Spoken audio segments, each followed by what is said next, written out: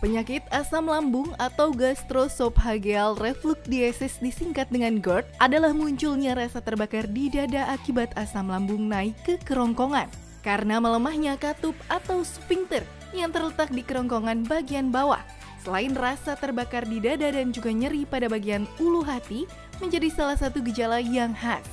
Waspadalah, mitosnya penyakit GERD bisa berujung kematian. Namun benarkah demikian? Di segmen kali ini, Profesor Arif Ariyalsyam akan menjelaskan mitos dan fakta GERD untuk pemirsa Hidup Sehat TV One. Fakta mitos yang pertama, mengonsumsi makanan pedas bisa menyebabkan asam lambung naik. Hayo, hati-hati bagi Anda yang suka mengonsumsi cabai berlebihan. Tapi itu fakta atau mitos ya? Itu mitos ya.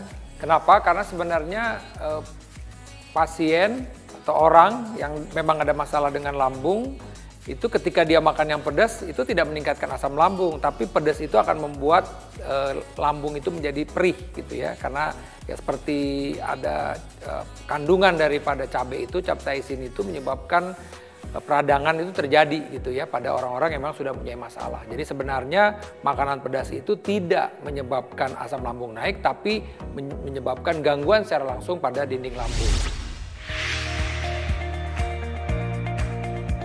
Di awal kehamilan tentu sering mengalami yang namanya mual. Hal ini dikarenakan adanya perubahan hormon yang membuat kerja dari pencernaan menjadi lambat. Fakta atau mitos kalau katanya ibu hamil rentan terkena gangguan lambung? Bagaimana Prof. Ari, ini fakta atau mitos? Fakta. Jadi kita ketahui bahwa memang terutama pada trimester pertama ya, jadi pada minggu-minggu pertama setelah kehamilan, karena faktor hormonal, ini akan mempengaruhi, hormon tersebut akan mempengaruhi kondisi gangguan pada lambung pasien tersebut ya. Jadi ya, secara sentral maka hormon tersebut akan meningkatkan muntah ya. Jadi pasien-pasien tersebut akan mual muntah begitu ya, bahkan yang kita bilang sampai hiperemesis gravidarum, bahkan kalau berat itu sampai mesti dirawat. Nah, itu pada trimester pertama. Jadi pada trimester pertama kehamilan sebagian besar memang pasien-pasien tersebut ya, orang-orang ibu-ibu hamil akan mengalami gangguan.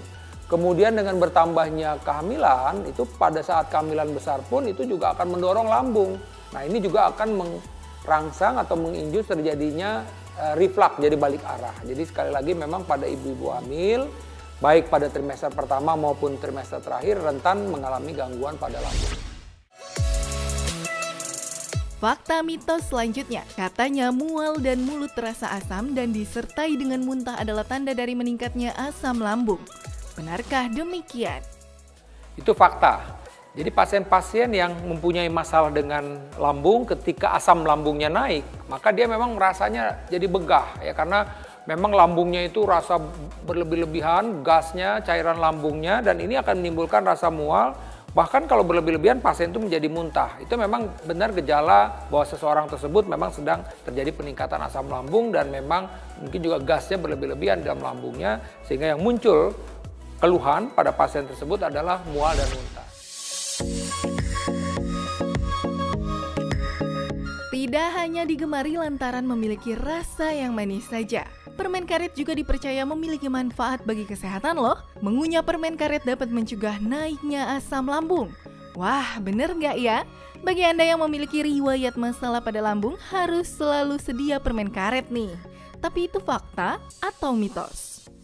Mitos. Jadi nggak benar tuh kalau misalnya kita sedang mempunyai masalah dengan asam lambung, justru makan permen karet akan kondisi asam lambungnya menjadi membaik. Bahkan malah sebaliknya, ketika orang-orang itu mempunyai permasalahan lambung dalam bentuk banyak gas, penuh, begah, justru permen karet itu akan meningkatkan masukan udara, ya, gas ke dalam lambungnya, dan keluhan-keluhan pasien itu akan lebih memburuk ketika dia mengkonsumsi permen karet. Jadi memang sebaiknya dihindarin ketika kita sedang mempunyai masalah dengan lambung, ya, dengan dalam bentuk tadi kembung, begah, cepat kenyang, untuk mengkonsumsi permen karet. Stres menjadi salah satu pemicu munculnya gangguan kesehatan. Stres dituduh sebagai penyebab utama naiknya asam lambung dalam tubuh. Padatnya aktivitas jangan sampai membuat Anda stres ya. Tapi itu fakta atau mitos?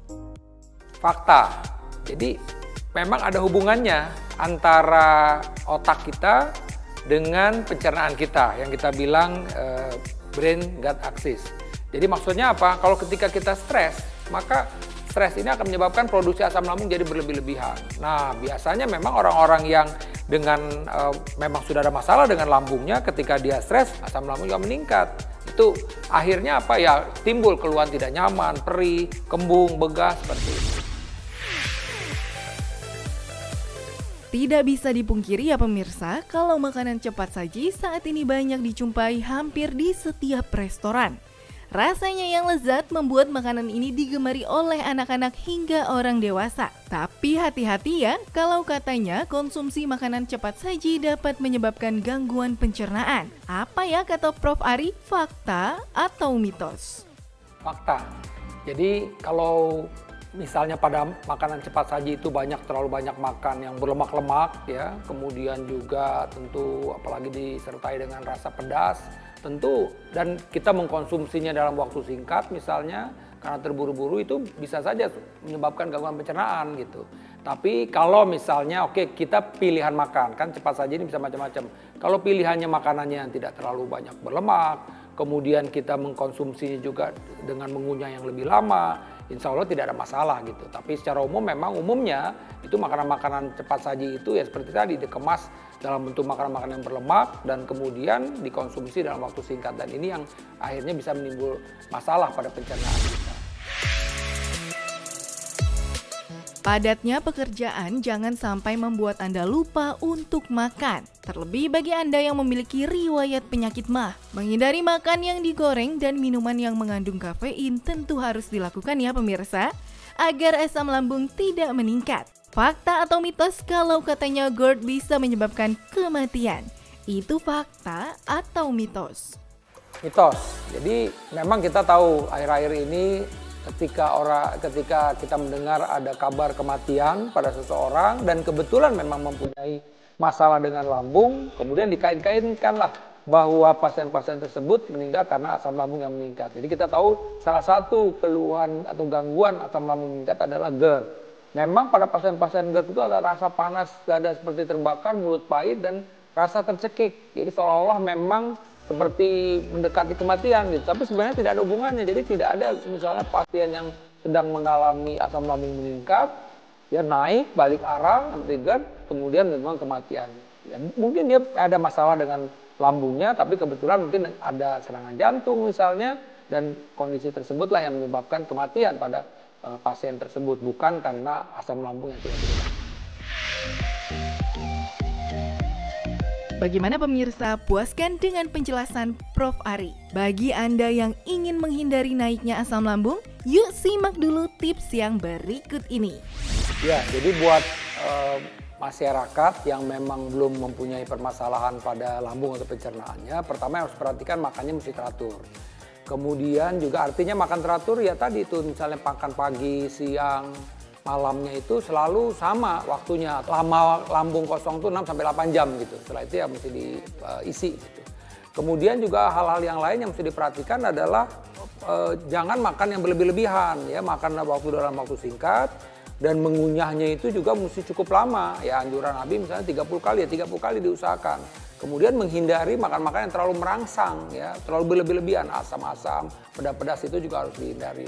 Dan kemudian ya, tidak merokok dan tidak minum alkohol. Itu hal kalau orang yang belum kena. Nah bagaimana kalau sudah kena? Pertama ketika kita kena kita mesti pastiin dulu dia sebenarnya masalahnya di lambung atau tidak. Karena geluhan di lambung itu bisa saja disebabkan oleh gangguan yang lain. Gangguan liver juga bisa, masalah seperti lambung. Gangguan pada ginjal juga bisa, misalnya gangguan pada pankreas juga bisa. Jadi mesti dipastikan dulu. Nah ketika dokter bilang, oh ya Anda memang penderita asam lambung. Nah ini yang kita, berarti tadi kembali lagi, makannya harus teratur. Dia harus menghindari asam-asam dan pedas-pedas. Coklat-coklat, keju, lemak juga mesti dihindarin. Makanan-makanan yang bergas misalnya seperti kol, sawi itu juga mesti dihindarin. Soda-soda, minuman bersoda juga mesti dihindarin. Dan kopi juga penting. Kopi itu bisa meningkatkan asam lambung. Jadi ketika mahnya sedang kambuh dia harus menghindari kopi ya. Nah, jelas tadi rokoknya mesti stop, alkohol juga mesti stop. Dan yang penting juga bagi orang yang memang sudah mempunyai masalah dengan lambung, pengendalian diri. Karena sekali lagi stres itu bisa meningkatkan produksi asam lambung dan akhirnya apa ya, keluhan-keluhan lambungnya tidak sembuh. Jadi ini hal-hal yang harus diperhatikan baik orang yang belum kena maupun memang masyarakat yang sudah menjadi pasien dengan masalah dengan lambung.